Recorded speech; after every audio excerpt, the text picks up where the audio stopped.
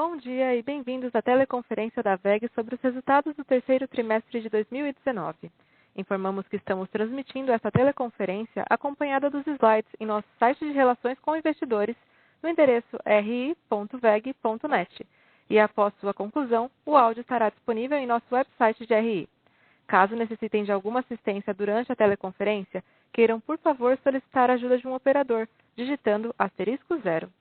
Quaisquer previsões contidas neste documento ou eventuais declarações que possam ser feitas durante a teleconferência acerca de eventos futuros, a perspectiva dos negócios, as projeções e metas operacionais e financeiras e ao potencial de crescimento do futuro da WEG, constituem-se em meras crenças e expectativas da administração da WEG, baseadas nas informações atualmente disponíveis. Essas declarações envolvem riscos e incertezas e, portanto, dependem de circunstâncias que podem ou não ocorrer. Investidores devem compreender que condições econômicas gerais, da indústria e outros fatores operacionais podem afetar o desempenho futuro da WEG e conduzir a resultados que diferem materialmente daqueles expressos em tais considerações futuras. Gostaríamos de lembrar que essa teleconferência está sendo conduzida em português, com tradução simultânea para o inglês. Conosco hoje, em Jaraguá do Sul, estão os senhores André Luiz Rodrigues, diretor superintendente administrativo financeiro, Paulo Polese, diretor de finanças e de relações com investidores, Wilson Vasco, diretor de controladoria, e André Salgueiro, gerente de relações com investidores da WEG. Por favor, senhor André Rodrigues, pode prosseguir. Bom dia a todos. Mais uma vez é um prazer estar com vocês para a conferência de resultados do terceiro trimestre de 2019.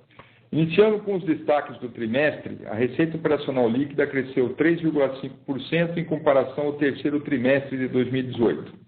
A boa performance dos negócios maduros no Brasil, em conjunto com o crescimento do negócio de geração solar e o crescimento da receita de GTD no mercado externo, tem suportado o nosso desempenho. Mesmo em um cenário de menor participação do negócio de geração eólica e de alguns sinais de desaceleração da economia global observados recentemente. Os detalhes sobre esse desempenho serão apresentados pelo Paulo mais à frente. O segundo destaque foi o crescimento de 18,4% do EBITDA, que atingiu 579 milhões de reais. A margem EBITDA cresceu 2,2 pontos percentuais, atingindo 17,3%. Essa marca é o resultado de uma combinação favorável de racionalização de custos, redução de despesas, ganhos de escala, além do melhor mix de produtos vendidos. Por fim, tivemos a manutenção de um bom nível de ROIC. E na sequência, indo para o slide 4, temos mais detalhes do ROIC, que apresentou o crescimento de 2 pontos percentuais em relação ao terceiro trimestre de 2018, atingindo 19,2%. A consistência desse indicador nos últimos trimestres é reflexo da melhora da nossa performance operacional, demonstrada pelo crescimento da receita e melhora da margem EBITDA, com a combinação da estratégia de desenvolvimento de negócios com retorno sobre o capital investido atraente, em conjunto com a disciplina na utilização do capital, demonstrada através da gestão do capital de giro e da otimização do nosso programa de investimentos. Passo a palavra para o Paulo Polese continuar. Obrigado, André. Bom dia a todos. Passando para o slide 5, apresentamos a evolução das áreas de negócios nos diferentes mercados. Começo pelos equipamentos eletroeletrônicos industriais no Brasil, segmento onde as vendas de equipamentos de ciclo curto continuam a apresentar um bom desempenho, cujo destaque são os equipamentos seriados de automação e motores elétricos de baixa tensão, que vem apresentando melhora contínua nos últimos trimestres. Adicionalmente, ao longo desse trimestre, observamos uma concentração das vendas devido à nova regulação de eficiência energética para motores elétricos, vigente no Brasil desde 1 de setembro.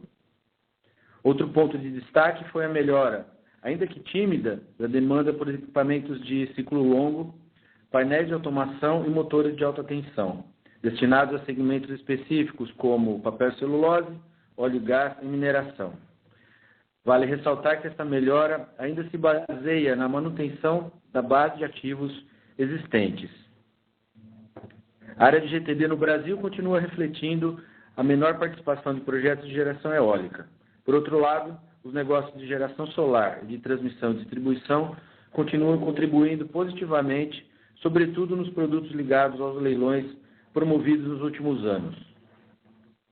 Em motores para uso doméstico, continuamos a observar o bom desempenho da receita apresentado desde o início deste ano no Brasil. Fato esse ligado principalmente ao aumento de participação de mercado em segmentos importantes, como de máquinas de lavar roupa e ar-condicionado.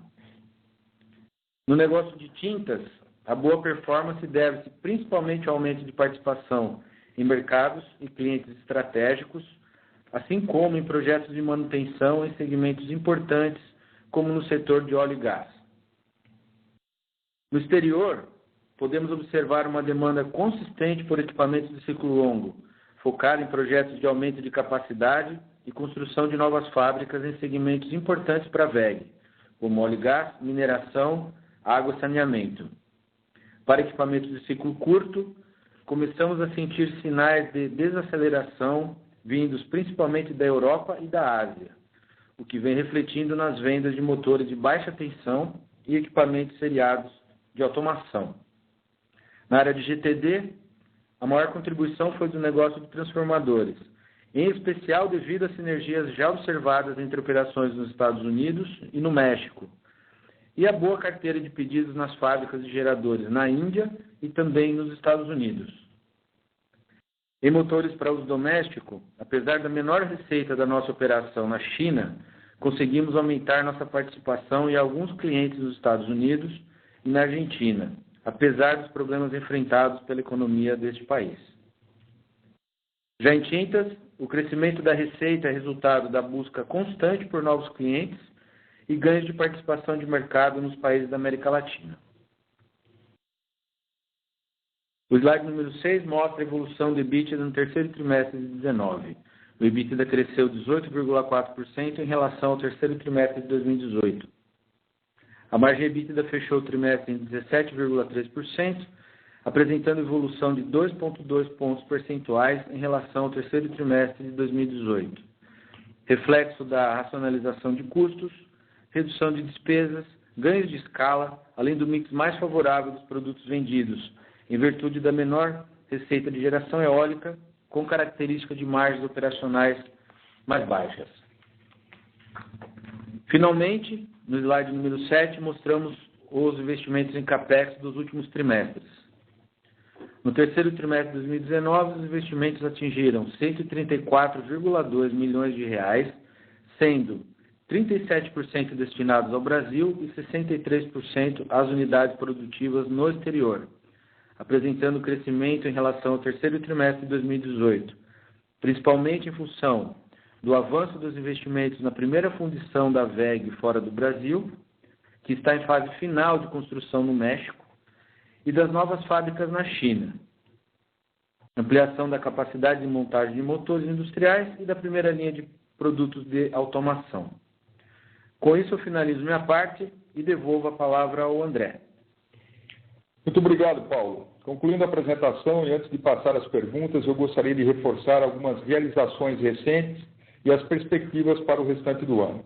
O primeiro ponto é que anunciamos recentemente a aquisição de 2 novos negócios, dando sequência à estratégia da companhia no desenvolvimento da área de negócios digitais, aumentando desta forma a nossa oferta de soluções voltadas à indústria 4.0. Em setembro, anunciamos a aquisição do controle da PPI Multitask, empresa especializada em soluções MES, IoT e softwares para a indústria, e no início desse mês anunciamos a aquisição do controle da V2Com, empresa especializada em IoT e soluções completas de telemetria. O segundo ponto que nós divulgamos este mês também é a sequência da parceria com a Volkswagen Caminhões e Ônibus para a fabricação do primeiro caminhão leve 100% elétrico do Brasil, o e-Delivery. A WEG será uma das empresas participantes do e-consórcio.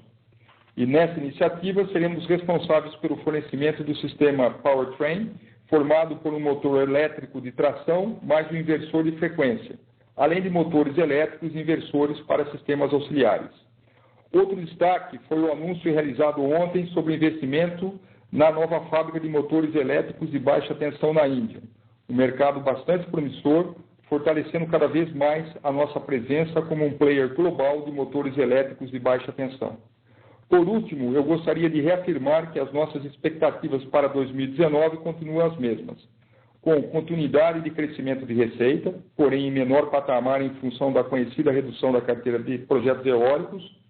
E sobre as margens operacionais, temos a expectativa da evolução da margem EBITDA em relação a 2018, tendo em conta o melhor desempenho dos negócios maduros no Brasil e a melhor rentabilidade das operações do exterior e manutenção de um bom nível de ROIC, suportado pelo crescimento da receita e da margem EBITDA ao longo do ano. Podemos agora começar a sessão de perguntas e respostas. Por favor, operadora, pode prosseguir. Senhoras e senhores, iniciaremos agora a sessão de perguntas e respostas. Para fazer uma pergunta, por favor, digitem asterisco 1. Para retirar a pergunta da lista, digitem asterisco 2.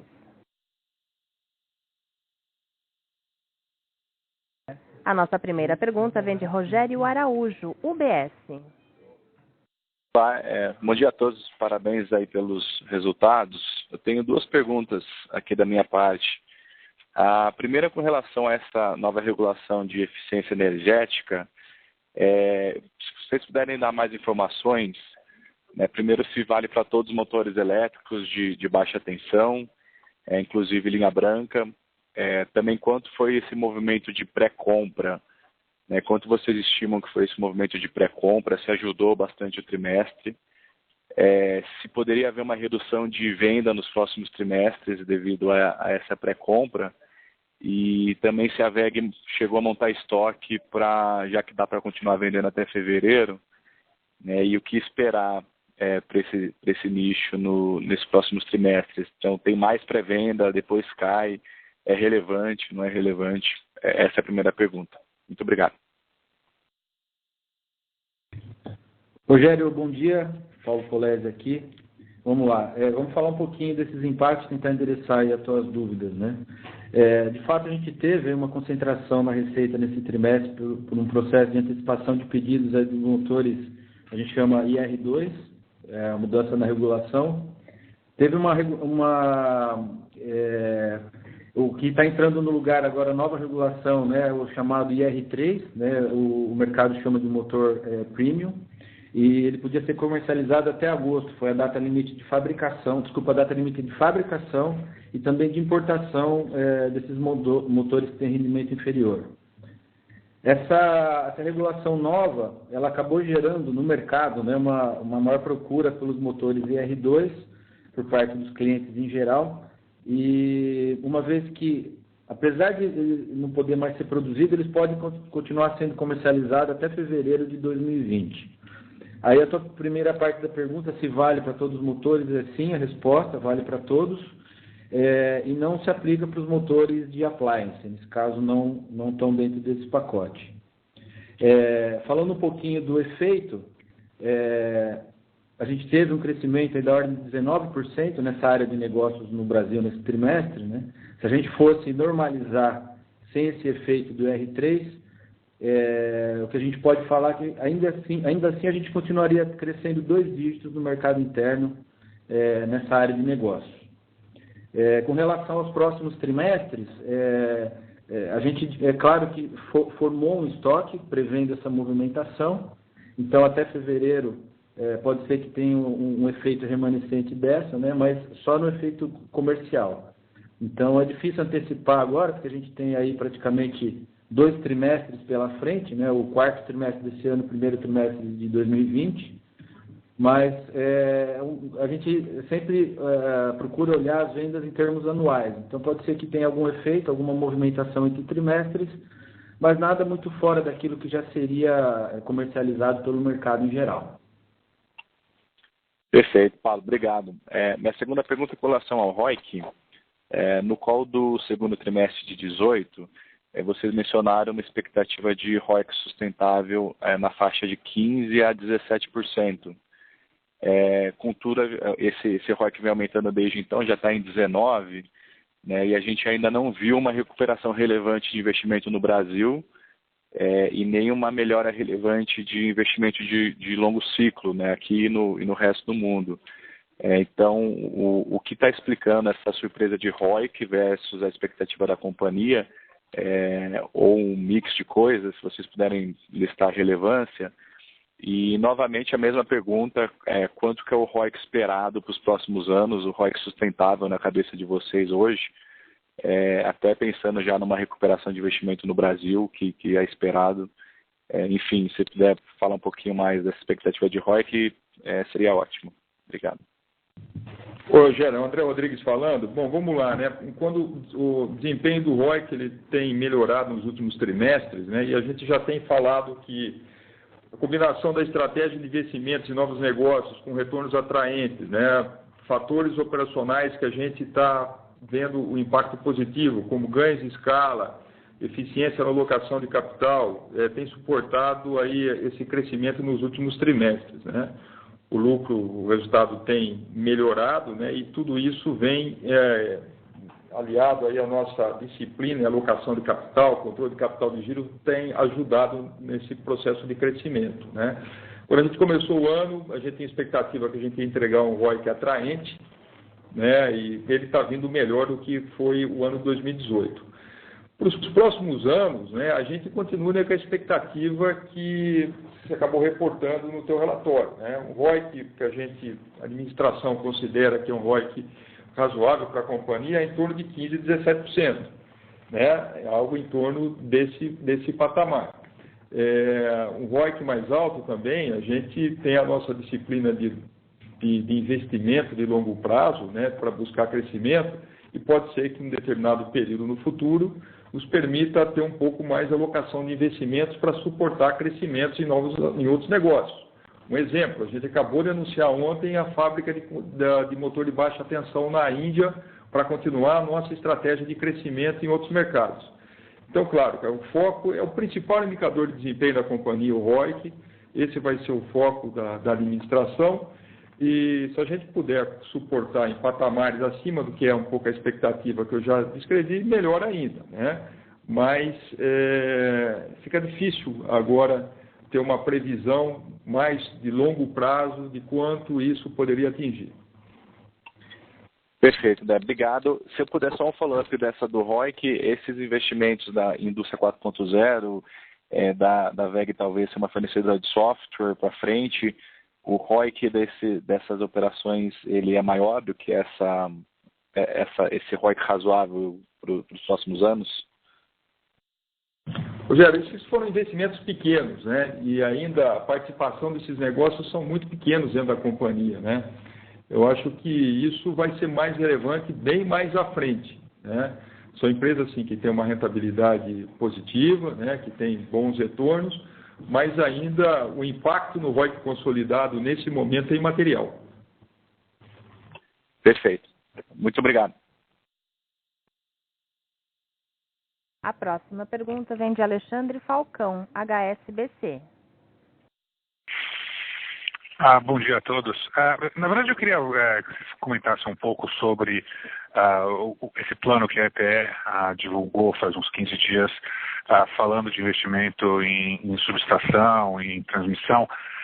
Muda um pouco a perspectiva de vocês, que tem aí 6 bi, teoricamente, que tudo bem que é escalonado durante os próximos anos, mas eu queria saber um pouco se é um setor que dá para ficar um pouco mais animado em termos de ciclo longo, e se pudesse só tocar um pouco para falar de estação levantadora, baixadora de tensão, uma das coisas que vocês achavam que podia ter upside seria isso, e Smart Grid. Como é que estão essas duas verticais? Obrigado. Falcão, bom dia, obrigado pela pergunta, André Salgueiro aqui.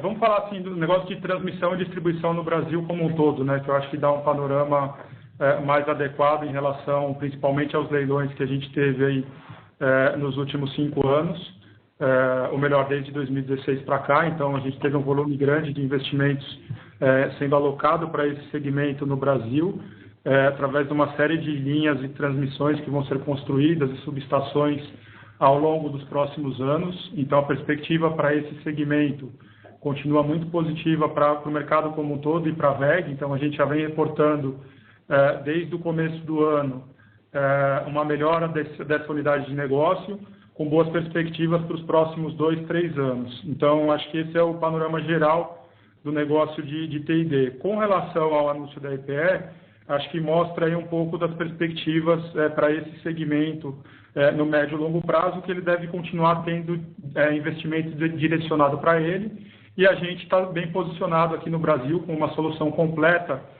de transformadores. Acho que é o único player aqui no Brasil que produz a faixa completa, né, de transformadores e subestações.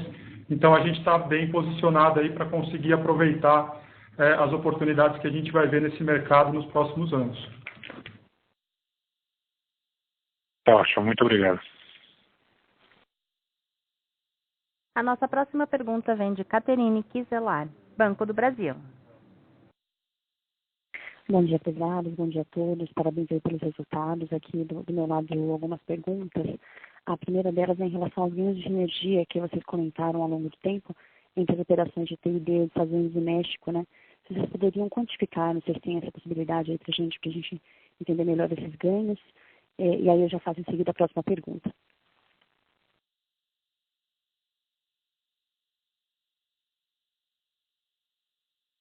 Caterine, bom dia. O áudio da sua pergunta não estava muito bom aqui para a gente. Só recapitulando, a primeira parte da sua pergunta é relacionada a T&D e México, é isso? Isso, eu vou fazer novamente a pergunta. Melhorou agora o áudio? Melhorou um pouco, sim. Perfeito. A minha pergunta é em relação aos ganhos de sinergia, vocês têm comentado nos nossos calls one-on-one e também nos últimos resultados, né? Em relação a ganhos de sinergia entre as operações de T&D, Estados Unidos e México, se vocês poderiam comentar um pouquinho mais para a gente e quantificar esses ganhos?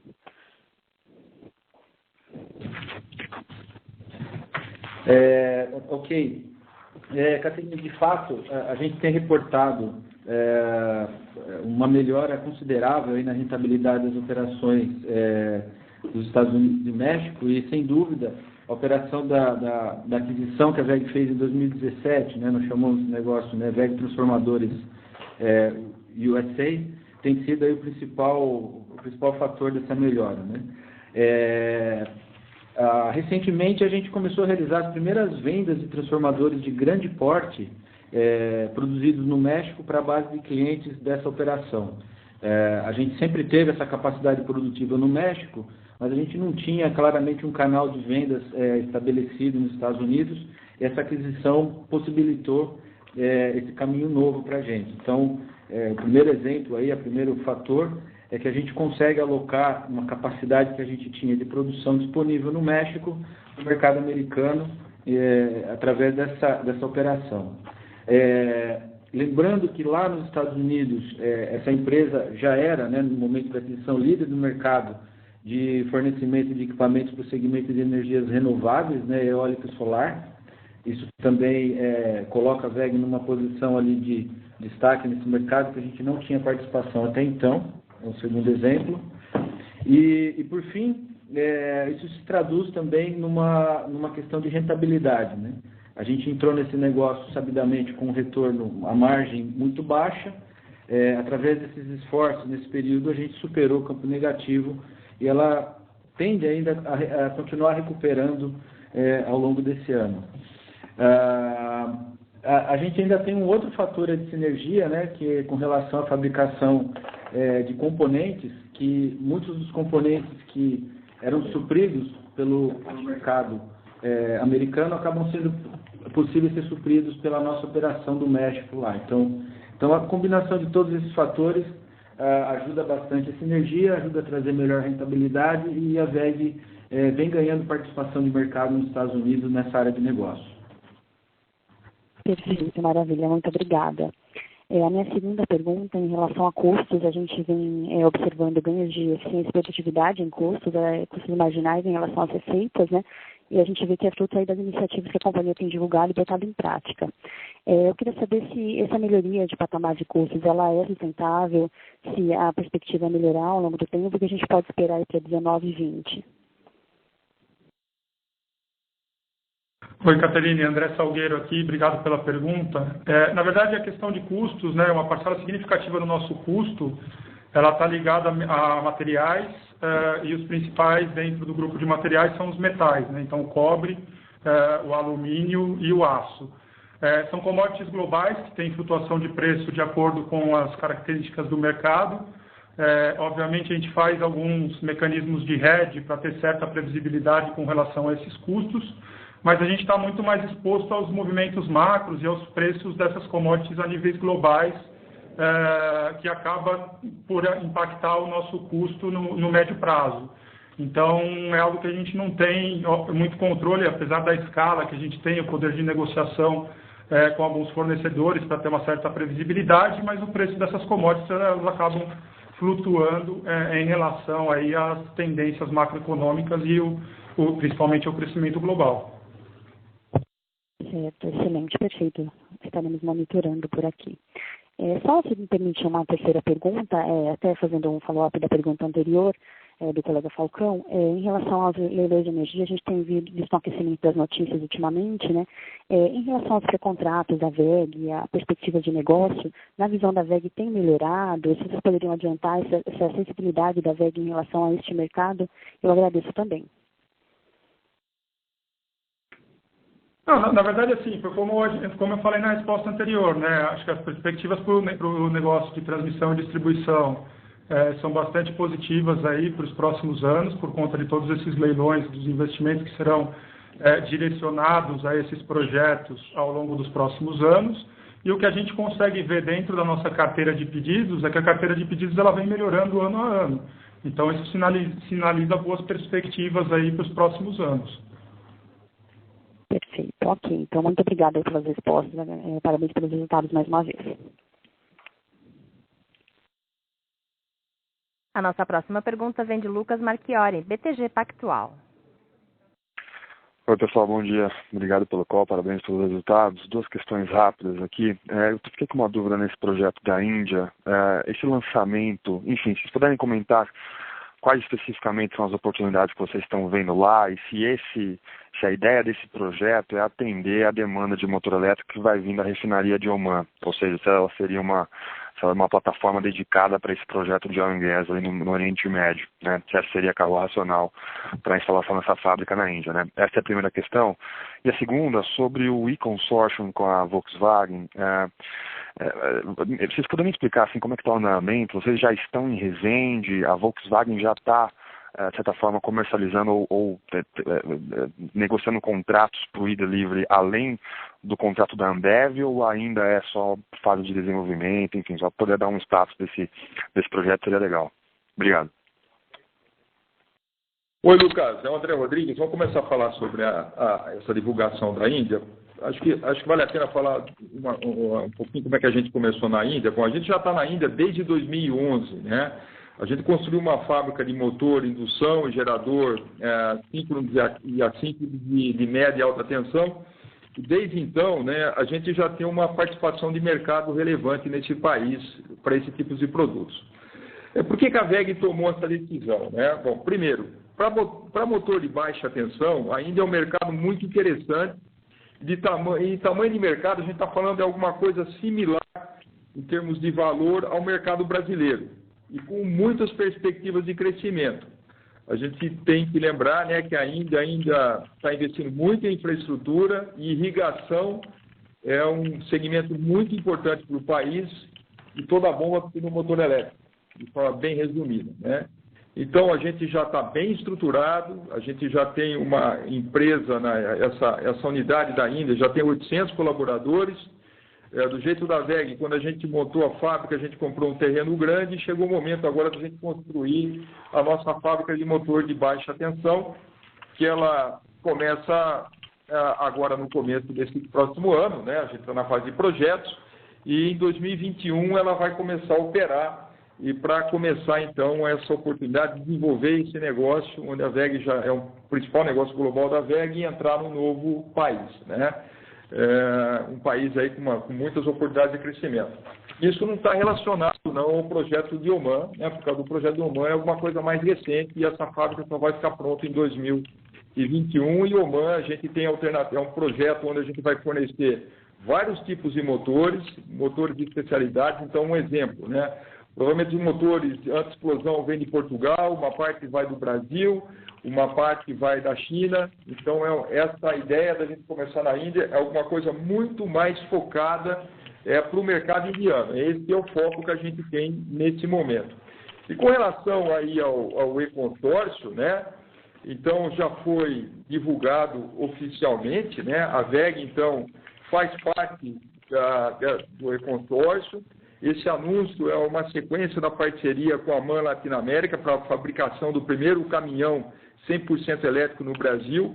A WEG, então, oficialmente é uma das empresas que fazem parte disso, né? E ela vai dividir a responsabilidade da montagem dos caminhões, né, dentro do complexo de Resende, e ela vai fornecer, então, né, todo o sistema de powertrain, que consiste do motor elétrico, de tração, né, o inversor de frequência e também os motores elétricos e inversores para sistemas auxiliares.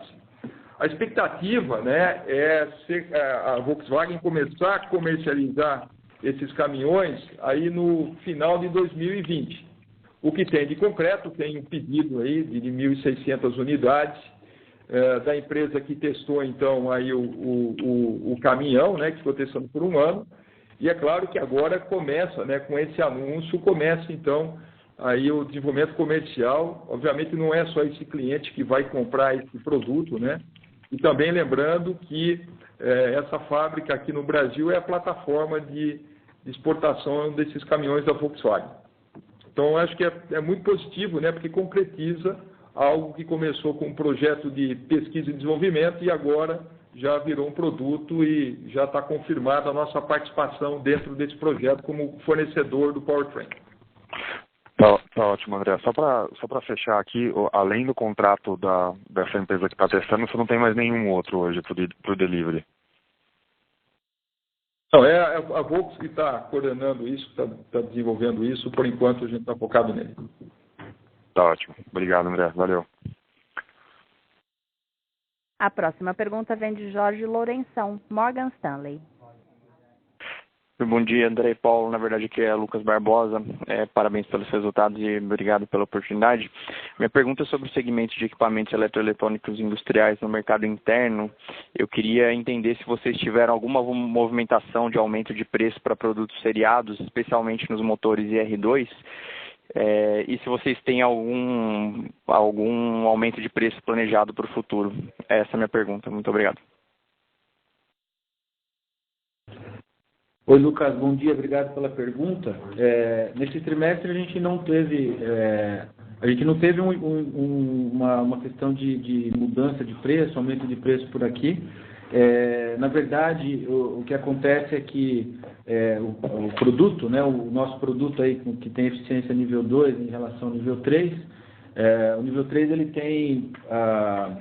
ele tem outra forma construtiva, ele tem um custo um pouco mais caro e, portanto, ele tem um preço maior também. Então, o mercado, sabendo disso, tem uma procura maior pelo IR2, mas não necessariamente teve alguma mudança em termos de preço, nada disso, pelo contrário.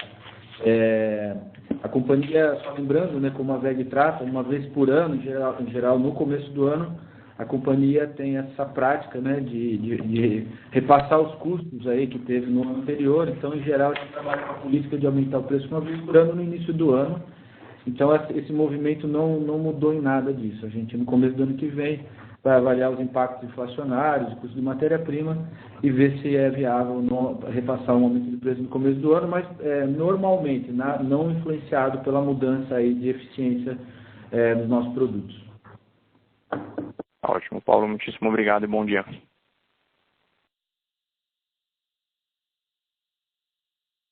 A próxima pergunta vem de Daniel Salomão, Argo Capital.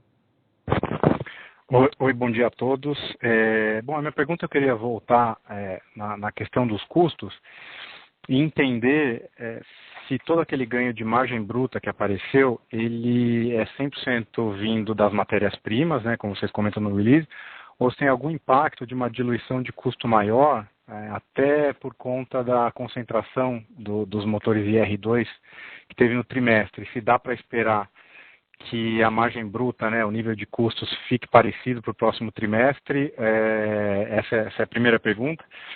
E a segunda, ainda relacionada a custo, quanto tempo demora para sentir o efeito das matérias-primas, ou seja, qual que é o lag que passa no resultado de vocês de uma alta ou queda do cobre, do aço e do alumínio? Obrigado e bom dia a todos. Daniel, bom dia. Paulo Polese aqui, obrigado pela tua pergunta. Olhando assim, de fato, né, o principal fator aí de impulso da margem nesse trimestre foi a questão de custos, né? A gente teve outras questões que foi o mix, mas de uma forma geral, o que a melhor forma de entender esse impacto na margem da WEG nesse trimestre é uma combinação de vários fatores, né? A gente escreveu um pouco disso, mas acho que vale a pena aqui detalhar um pouco mais para você. A gente tem os nossos negócios maduros no Brasil, e principalmente os negócios de automação e geração de energia. Esses negócios eles vêm tendo uma operação mais eficiente, mais rentável. Então, isso é um fator de ganho aqui. Então, é a economia brasileira ajudando, em primeiro lugar. Segundo lugar, um pouco, volta a resposta que eu dei à colega sua que fez a da operação nos Estados Unidos, né? Então, em geral, as operações do exterior também estão melhores, com destaque essa operação nos Estados Unidos no setor de transformadores. Então, a margem lá melhorou bastante, no consolidado aqui melhora também. E o terceiro fator que a gente enumera é a questão de mix, né? E aí esse mix, ele teve dois componentes. O primeiro componente já sabido por todos, que é a questão do eólico na nossa carteira. O ano passado, nessa época, ele teve uma representação muito grande. A gente explica que o eólico é um negócio que tem uma margem EBITDA menor, porém um ROIC adequado aos nossos negócios. Ele teve um mix menor agora, ele tem um efeito positivo na margem. E é claro que segunda derivada desse efeito seria uma concentração grande aí dos motores elétricos, por esse efeito aí do IR2 e IR3, que também é um equipamento que a gente tem uma margem muito boa. E por fim, a gente teve um efeito positivo aí nas despesas de SG&A, que elas reduziram em 5% em relação ao ano passado. Então, de novo, é uma combinação de todos os efeitos. Os custos, sim, ajudaram bastante, mas esses efeitos aí de melhora no exterior e mix também foram muito de destaque. A segunda parte da outra pergunta, né, na medida que a gente tem aí volatilidade nos custos para cima ou para baixo, quanto tempo que elas levam para ser refletidas nos resultados? É difícil, porque a WEG é muito diversificada, mas para os negócios maduros dá para te dizer que no horizonte de um ano, no máximo um ano, esses efeitos são percebidos no nosso negócio. Tá ok. Tá. E só para entender, então, a expectativa, pelo menos na parte de margem, dado que esses negócios maduros continuam com uma perspectiva boa, como vocês comentaram, é uma manutenção de margem num patamar um pouco mais elevado do que entregou no primeiro semestre. A gente é delicado a gente afirmar o comportamento das margens daqui para frente, mas ela deve operar nesse patamar que a gente médio desse ano. Aí depende de outros fatores da economia, que é muito difícil prever nesse momento, mas acho que uma boa referência foi a média que a gente teve ao longo de 2019. Tá ótimo, tá bom, obrigado. Bom dia a todos.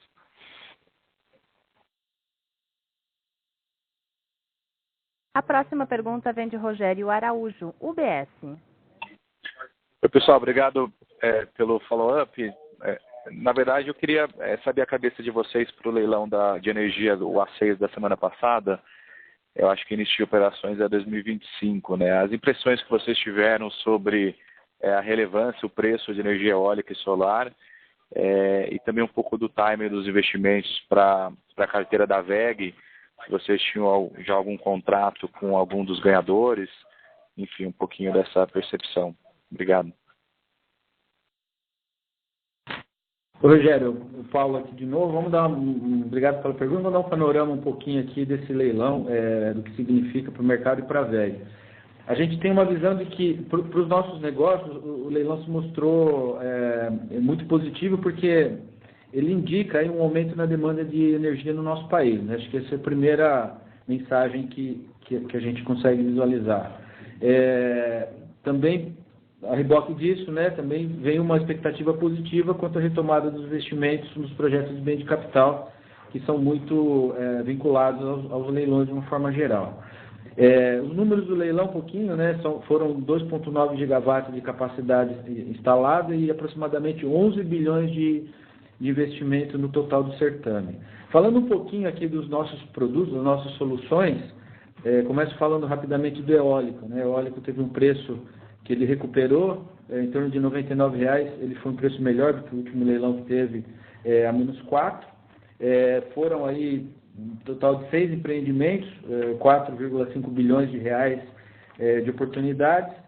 E para a VEG, nós cotamos alguns clientes, não tínhamos nenhum pré-contrato assinado, e boa parte dos projetos ainda não tem um fornecedor definido, então nos permite buscar oportunidades aí nesses 6 empreendimentos de eólico. Nós temos uma máquina atualizada de 4,2 GB que ela nos permite concorrer de igual para igual no mercado.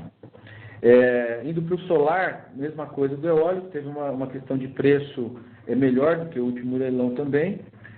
Foram 4 empreendimentos, 2,1 bilhões de reais, e nesse caso, bem parecido com o eólico, a VEG cotou alguns clientes, não chegou a ter nenhum pré-contrato, e a gente tem um track record já bem positivo no setor das usinas solares, e também nós podemos ir buscar contratos aí nesse pacote, porque a gente sabe que a maioria ainda não tem fornecedor definido.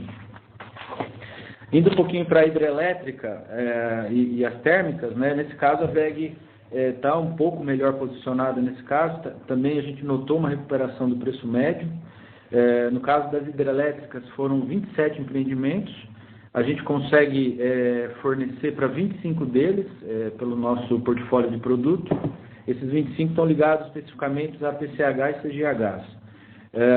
Dentro desse universo que a gente pode passar aqui, nesse momento, né, 4 deles já foram fechados com equipamentos da VEG, e os demais a gente está trabalhando em cotações. A gente tem uma chance real grande de fornecimento de geradores e turbinas. Na parte térmica, né, aí a gente divide em gás natural e também biomassa. Primeiro, gás natural, a gente viu que foram 3 empreendimentos, 2 bilhões de reais. A gente, nesse caso de gás natural, a VEG, no nosso portfólio, a gente não tem soluções diretamente para térmicas grandes, mas a gente pode ter chances nos projetos menores, é onde a gente vai focar. E por fim, biomassa, nós vimos que foram 6 empreendimentos, quase 800 milhões de reais, e nesse caso a gente está bem posicionado, né? Temos chances de participar praticamente todos, e desses 6, 3 deles a gente já tem fornecimento VEG, a VEG já é fornecedora neles, e 3 estão em fase de implementação que a gente consegue buscar também. Então, de uma forma geral, esse leilão foi muito positivo para o mercado, para o nosso país, e vai gerar boas oportunidades de negócio para a VEG também. Perfeito, Paulo. Obrigado. Você consegue falar um pouquinho do time do investimento? Quando que esses leilões a VEG vai gerar receita? Varia muito de projeto para projeto, Rogério. Em geral, os solares aí são os mais rápidos, e esses de biomassa também. E os mais demorados, mais longos, né, eles vão para as PCHs e a parte eólica. Então, a partir do ano que vem, a gente já pode ver oportunidade. Isso vai durar até o final da data, 6 anos à frente. Mas é muito variável, acho que não, é difícil nesse momento prever, mas ele vai completar esse escopo aí dos 5 anos, com certeza. Perfeito, muito obrigado.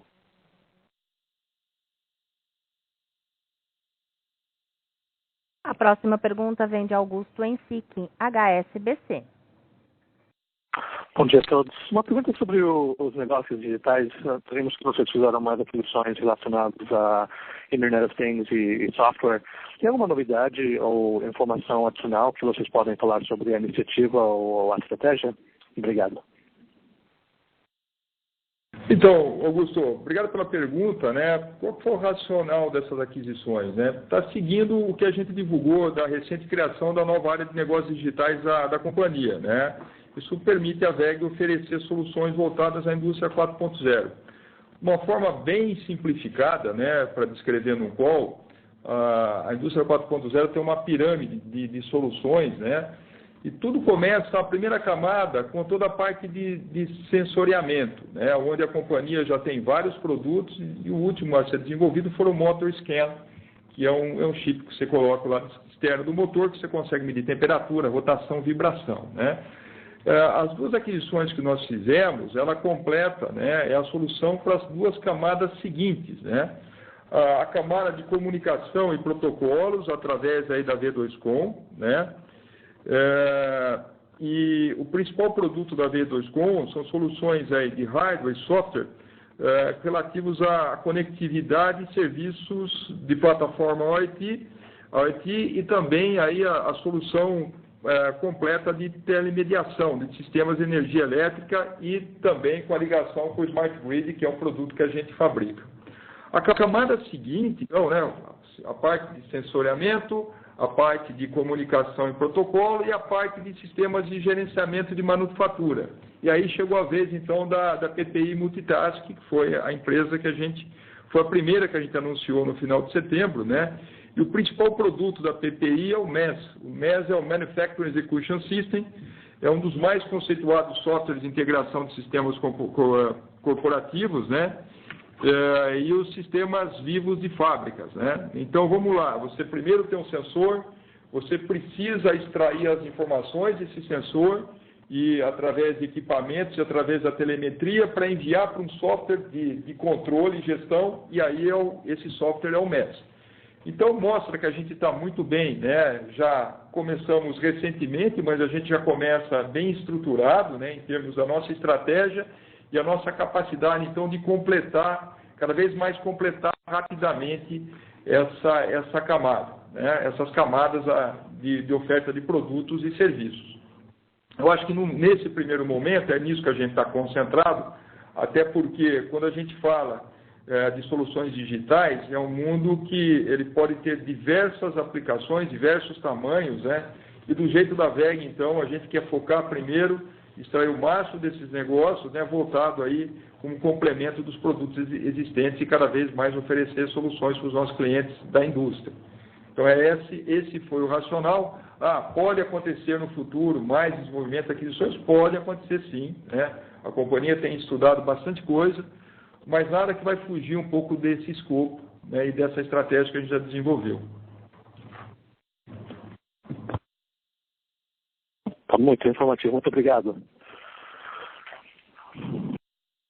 A nossa próxima pergunta vem de Murilo Freiberger, Bank of America. Bom dia a todos. Obrigado pelo call, pessoal. Do nosso lado aqui, dois pontos. A gente queria conversar um pouquinho de desaceleração global para ver a visão de vocês com relação ao que vocês estão sentindo nos principais mercados fora do Brasil. Se isso poderia eventualmente impactar o ritmo que a gente está vendo de expansão nas receitas internacionais nos próximos trimestres, ou na outra ponta também a empresa tem um market share relativamente baixo na maioria dos mercados e está entrando em vários nichos novos, então isso acaba offsetting um pouco esse movimento de desaceleração global, então se vocês pudessem dar um pouquinho de cor com relação a isso. E o segundo ponto, sei que vocês já falaram um pouquinho, mas com relação à geração distribuída, se a gente pudesse ter uma noção aí de como está o ritmo de crescimento, perspectiva futura, enfim, alguma cor com relação a que tamanho isso pode atingir dentro da empresa como um todo, enfim, porque parece ser o segmento dentro de GTD que tem o maior potencial para a geração de receita, pensando no horizonte de médio e longo prazo. Enfim, são esses dois pontos que a gente queria escutar um pouquinho mais de vocês. Olá, Murilo. Obrigado. André Rodrigues falando. Vamos começar, então, eu respondo a primeira pergunta sobre os sinais de desaceleração global. Sim, né, a gente tem encontrado isso, principalmente nos últimos 2 meses, mudando a tendência que a gente vinha reportando até o segundo trimestre de 2019. Né? Acho que é bom lembrar que esse movimento ele é muito mais concentrado em produtos de ciclo curto, né? Como você já sabe, a gente tem uma visibilidade menor de carteira para o produto ciclo curto fora do Brasil, uma visibilidade de 2, 3, 4 meses no máximo, né? É isso que a gente consegue enxergar. Mas acho que é importante falar também que a demanda de produtos ciclo longo continua boa, continua positivo, né? Essa demanda está sendo formada por projetos de aumento de capacidade e construção de novas fábricas em segmentos de mercados importantes para a WEG. Posso ressaltar óleo e gás, mineração, água e saneamento. E também acho que é importante lembrar que essa tomada de decisão sobre esses projetos aconteceram há 1, 2 anos atrás, né? Por isso que eles são pouco impactados pela desaceleração da economia global nesse momento. Eu acho que mesmo com esses primeiros sinais, acho que também é importante falar que em moedas locais, né, a gente apresentou no trimestre um crescimento de 10,2%, né, nas principais regiões. E como você colocou também, né, na tua pergunta, a gente também tem continuado, a gente está num processo de contínuo de ganho de market share e lançamento de produtos em diversos mercados, né? E por isso, muitas vezes, a gente sente menos esses efeitos macroeconômicos. Acho que nessa situação, né, de sinais de desaceleração, eu prefiro enxergar a metade do copo cheio, né? Eu acho que a WEG ainda tem muitas oportunidades, a gente tem anunciado lá fora, né, alguns agreements muito importantes, de coisas que a gente não tinha participação. A refinaria de Oman foi um deles, né? O outro exemplo é o contrato com a Arkema para reposição de motores de baixa eficiência na Europa.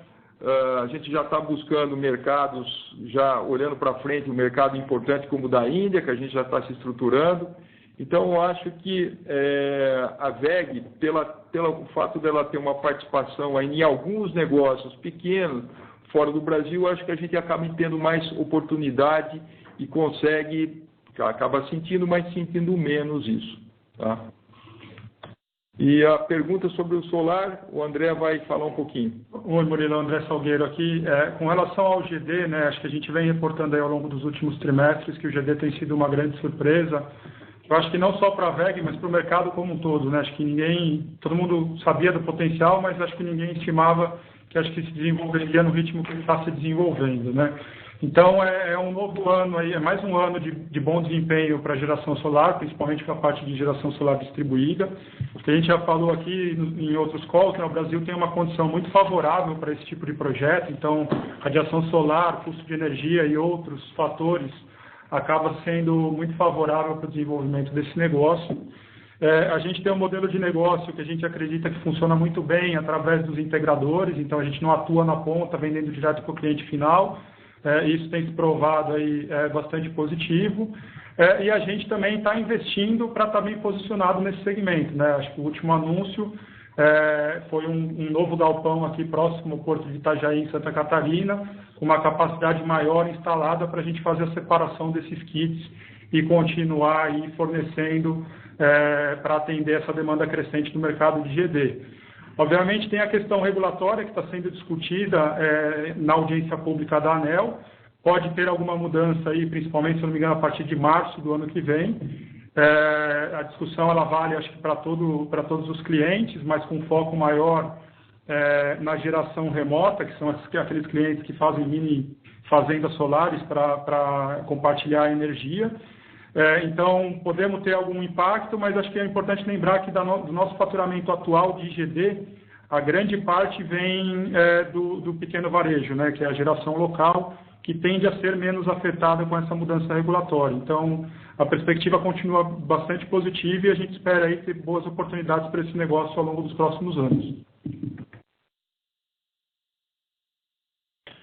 Excelente, senhores. Muito obrigado pelas respostas, bem completas.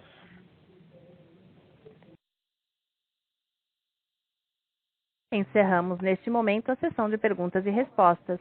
Gostaria de passar a palavra ao Sr. André Rodrigues para as considerações finais. Por favor, Sr. André, pode prosseguir. Mais uma vez, muito obrigado a todos vocês pela participação nessa divulgação dos resultados do terceiro trimestre. Eu gostaria de encerrar reforçando o convite para que nós fizemos recentemente através aí do nosso e-mail e o site de RI, a realização do WEG Day, 22 de novembro em Nova York, 28 e 29 de novembro em Jaraguá do Sul. Espero encontrá-los em breve, então. Muito obrigado e até a próxima. A teleconferência da WEG está encerrada. Agradecemos a participação de todos. Tenham um bom dia.